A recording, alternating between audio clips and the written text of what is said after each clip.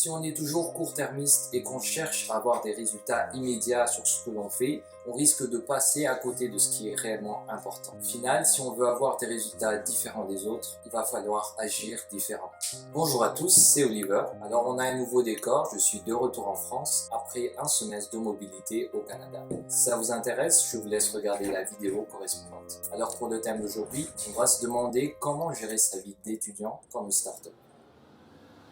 Qu'est-ce qu'une start-up? C'est une entreprise innovante avec un potentiel de croissance. Ce n'est donc pas tellement par rapport à la taille de l'entreprise, mais surtout par rapport à son modèle d'affaires. Je me suis posé cette question il y a maintenant 3 ans. C'est parce que je viens d'une licence de gestion, j'ai l'impression de voir toute personne comme une entreprise. En réalité, il y a un délien entre une entreprise et une personne. Si l'on regarde en comptabilité, par exemple, ce qu'on appelle le bilan, il y a le passif qui regroupe finalement toutes les ressources financières de l'entreprise et l'actif, là où on retrouve comment elle utilise, que ce soit au niveau des machines, les dettes fournisseurs ou encore le compte bancaire de l'entreprise. De la même manière, je pense qu'on peut établir un bilan d'une personne, que ce soit ses ressources financières, matérielles, intellectuelles.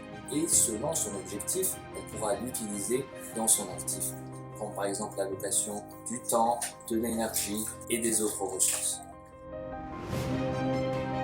Finalement, le bilan, c'est juste un exemple parmi tant d'autres. Mais là où ça devient intéressant, c'est que si on peut établir des liens entre une entreprise et une personne, alors on peut appliquer les stratégies d'entreprise dans notre vie personnelle. Mais est-ce que ça marche finalement? Alors, il y a 3 ans, j'ai essayé et je peux vous faire aujourd'hui un retour d'expérience. Parce que finalement, c'est le principe de mes vidéos. J'essaie, je rate ou je réussis et ensuite je vous fais un retour. Et en plus, je suis censé être payé. Mais ça dépend de si vous soutenez la chaîne.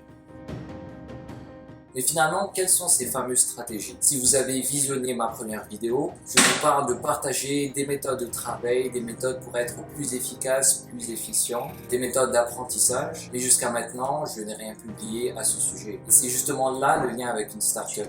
Imaginez des salariés finalement qui travaillent indépendamment des autres, qui ne sont pas coordonnés pour atteindre un objectif en commun. Des salariés qui n'ont pas étudié le secteur d'activité, qui ne savent pas réellement à quoi ils servent. Ils ne vont pas réussir à répondre correctement aux besoins des clients et à un moment donné, ils vont finir par faire faillite. De la même manière, si nous, étudiants, on n'arrive pas à comprendre qu'est-ce qu'on fait à l'université, pourquoi on est dans ce système et comment on fait pour en bénéficier, alors on ne risque pas d'optimiser nos résultats académiques.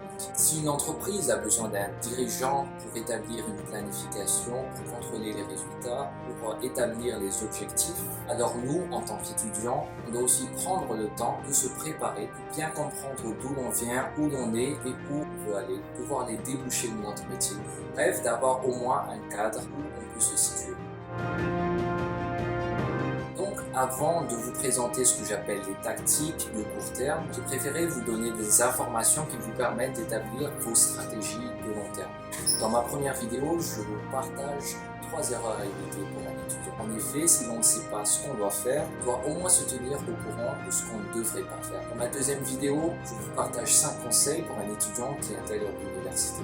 Parmi tout ce qu'on pourrait faire, qu'est-ce qui fait réellement la différence? Bref, vous avez compris le principe. Une vidéo a un ordre et il y a une logique derrière. Le conseil finalement, c'est prendre le temps de se préparer et d'arrêter de faire comme tout le monde. Si on est toujours court-termiste et qu'on cherche à avoir des résultats immédiats sur ce que l'on fait, on risque de passer à côté de ce qui est réellement important. Au final, si on veut avoir des résultats différents des autres, il va falloir agir différemment. Nous arrivons maintenant à la fin de cette vidéo. Si cela vous a plu, vous connaissez la procédure et on se retrouve la semaine prochaine pour une nouvelle vidéo.